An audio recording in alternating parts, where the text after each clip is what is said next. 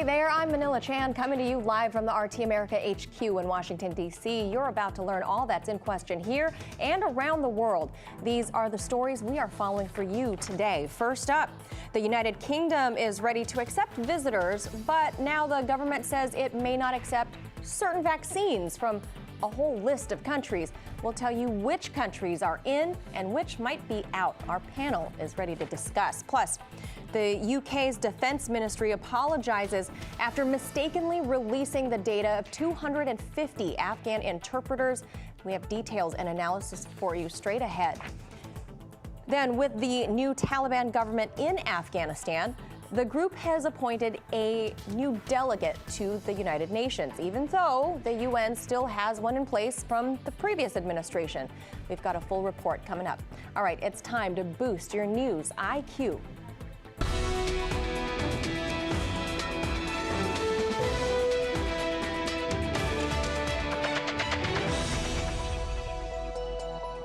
One of the main topics of conversation at this year's UNGA is the COVID-19 pandemic and vaccinations. Now, as the Delta variant continues to spread around the world, the UK is allegedly seeking to tighten travel guidelines for those coming into the country. After Boris Johnson's celebrated Freedom Day this summer, where the UK was effectively reopened, now new reports that his administration is crafting new policies as to which COVID vaccines will be accepted, meaning if a person received the Chinese Sinovac or the Russian Sputnik V, the UK is deliberating on whether or not to consider you fully vaxxed. India, who is among the countries on that list, the foreign minister is calling this discriminatory policy, full stop. Now, some of those countries include Africa, the UAE, Turkey, Jordan, Thailand, Russia, and even whole continents like South America.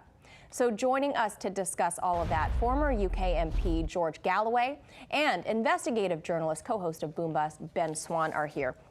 Now, George, I'll begin with you with this confusing maze of COVID policies being put in place.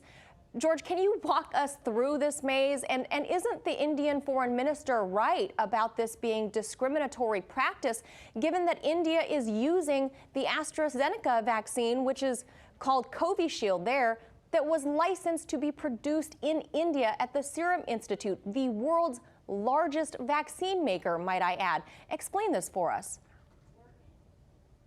I was scared you were going to ask me that. The truth is, nobody could explain that. Dr. Einstein has deceased.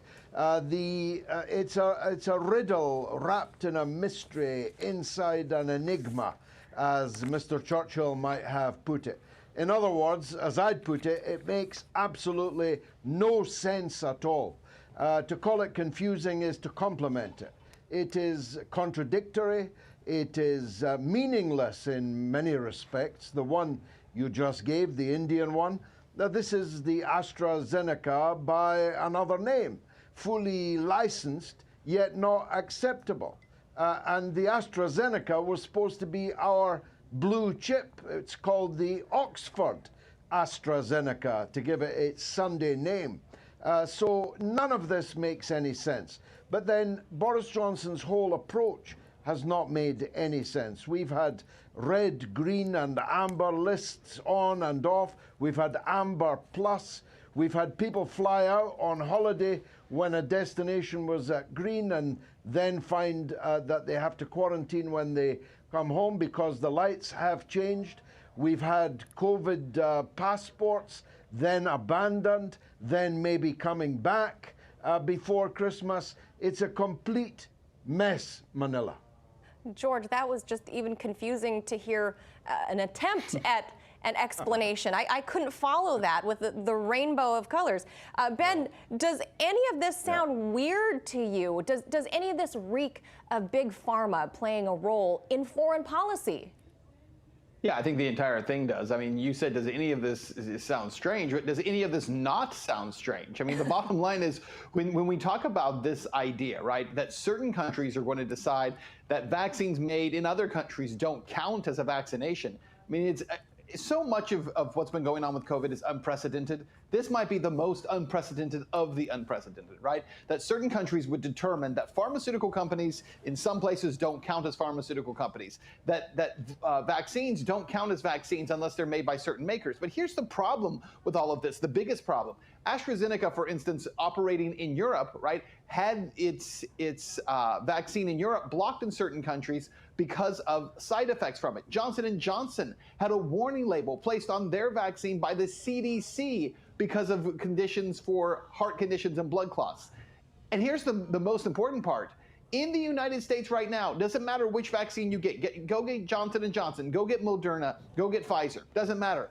One thing that has been agreed upon by just about everyone is that if you do, you'll still contract COVID and you'll still be able to transmit COVID. So the question becomes, what is the definition of a vaccine at this point? And how can you say that the vaccines here in the United States that still allow you to both transmit and contract the disease it's supposed to be warding off are legitimate vaccines, but vaccines made in Russia or in India are not legitimate vaccines? Where is the standard for legitimacy here? And because there's a constantly moving standard, no one seems to know. Yeah, excellent point. But gentlemen, this is not to say that folks from that list of countries I started off with at the top cannot enter the UK. They can. What this does is treat them as if they aren't vaccinated, where they'll have to quarantine upon arrival and submit to regular COVID testing, depending, on the length of stay. But doesn't this imply to those who received other vaccines that aren't Pfizer, aren't Moderna, not the UK version of AstraZeneca, imply that those vaccines are inferior to Western ones, George? Yes, you may recall, Manila, the Russian embassy here in Britain offered me the Sputnik one. I was going to take it live on television. And it's turned out that the Sputnik 5 is the most efficacious vaccine of them all. The Chinese vaccines are also more efficacious than the alphabet soup of Western vaccines. Yet we're treating them, or deliberating was the phrase you used, on whether to treat them as unvaccinated people, even though their vaccine has a better success rate than ours do. And the Russian embassy was ready to give it to me because they had stocks for embassy staff, and I wanted to do it because I believed that the Sputnik was being discriminated against, but the British authorities would not permit it. There would have been a problem for the embassy if they had done it. So it's absolutely discriminatory, most absurdly in the case of India, but equally, given the efficaciousness, discriminatory against Russian and Chinese vaccines. And Ben, the U.S. has not yet announced any such restrictions to vaxxed foreign travelers just yet, but is that far off here stateside? Do you think the U.K. arrived at this policy independent from the U.S.? Well, it's highly unlikely they did. I mean, if you look at basically everything the UK does seems to be predicated by something the US does beforehand, or seems to be pulling it in a direction. We don't know that this will happen in the United States, but again, if we're looking at policy that makes sense, virtually nothing that's happening is making sense, including the fact that at least in European countries, in many European countries, they recognize natural immunity.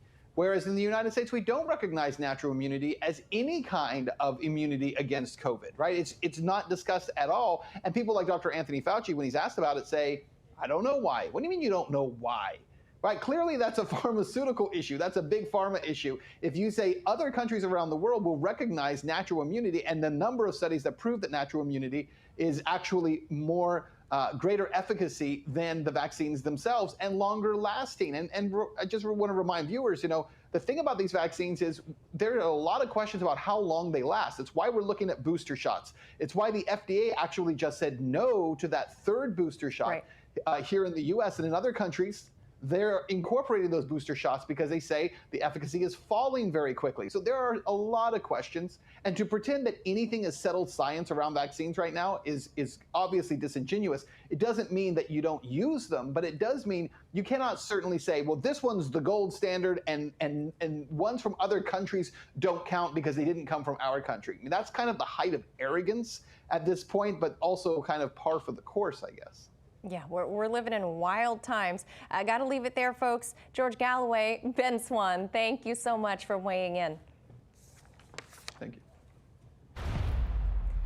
The Taliban has appointed an Afghan delegate to the United Nations, even though the UN still has one in place from the previous administration.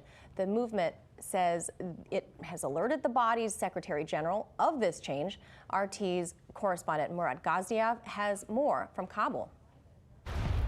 The United Nations now faces an incredibly difficult decision because any choice that they make is fraught with political risk. The Taliban's argument essentially is the person that is the UN representative of Afghanistan has no credibility.